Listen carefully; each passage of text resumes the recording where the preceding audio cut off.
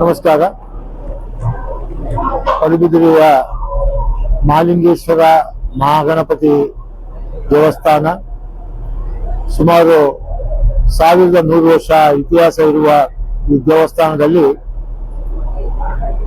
ಬಹಳಷ್ಟು ಭಕ್ತರು, ಇವತ್ತು ಲಕ್ಷಾಂತರ ಭಕ್ತರು ಮಹಾಲಿಂಗೇಶ್ವರ ದೇವರಿಗಿದ್ದಾರೆ. ಹಾಗೆ ಇಲ್ಲಿ ಮಹಾಗಣಪತಿ ಅಂತ ಹೇಳಿದ್ರೆ ಮನುಷ್ಯನಿಗೆ ಏನಾದರೂ ಒಂದು ವಿಘ್ನ ಬಂದಾಗ ಅದಕ್ಕೆ ಅಪ್ಪ ಸೇವೆ ಮಾಡಿದ್ರೆ ಈ ಒಂದು ಮಹಾಗಣಪತಿಯ ಪಡುಬಿದಿರೆಯ ದೇವರಲ್ಲಿ ಒಂದು ಅಪ್ಪ ಸೇವೆ ಮಾಡಿದ್ರೆ ಅದು ಪರಿಹಾರ ಆಗುತ್ತೆ ಅಂತ ಎಲ್ಲರೂ ಹೇಳ್ಕೊಂಡು ಬಂದದ್ದು ಎಲ್ಲ ಗೊತ್ತಿರೋ ವಿಷಯ. ಇವತ್ತು ಇಂತಹ ಒಂದು ದೇವಸ್ಥಾನವನ್ನು ಜೀರ್ಣೋದ್ಧಾರ ಆಗದೆ ಬಹಳ ವರ್ಷ ಪೆಂಡಿಂಗ್ ಇತ್ತು.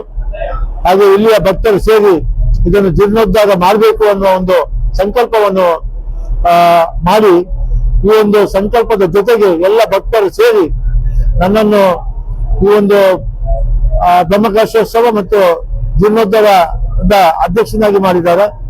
ನಾವು ಭಕ್ತಿಪೂರ್ವಕವಾಗಿ ಶಕ್ತಿ ಮೀರಿ ಈ ಹೋದ 1 ವರ್ಷದಲ್ಲಿ ನಾನು ಸಂಪೂರ್ಣ ನಾನು ತೊಡಗಿಸಿಕೊಂಡು ಬಂದಿದ್ದೇನೆ. ದೇವಸ್ಥಾನದ ಜೀರ್ಣೋದ್ಧಾರ ಬಹಳ ಅರ್ಥಪೂರ್ಣವಾಗಿದೆ. ಕಾಷ್ಟ ಮತ್ತು ಶಿಲಾಮಯ ಎರಡೂ ಕೂಡ ಬಹಳ ಅದ್ಭುತವಾದ ಕೆಲಸ ಇಲ್ಲಿ ನಡೆದಿದೆ.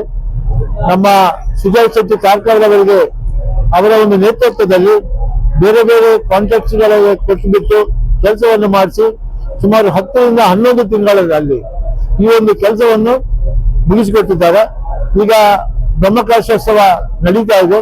23ನೇ ತಾರೀಕಿಗೆ ಶುರುವಾಗಿದೆ. ಬರುವ ಮೇ 4ನೇ ತಾರೀಕಿನವರೆಗೆ ಬ್ರಹ್ಮಕಲಶೋತ್ಸವ ನಡೀತಾ ಇದೆ. ಪ್ರತಿದಿನ ಸಾಂಸ್ಕೃತಿಕ ಕಾರ್ಯಕ್ರಮಗಳು ಮತ್ತು ಧಾರ್ಮಿಕ ಸಭೆಗಳು ನಡೀತಾ ಇದೆ. ಈ ಒಂದು ಬ್ರಹ್ಮಕಲಶೋತ್ಸವದ ನಾವು 6ನೇ ದಿನದಲ್ಲಿ ಇವತ್ತಿದ್ದೇವೆ.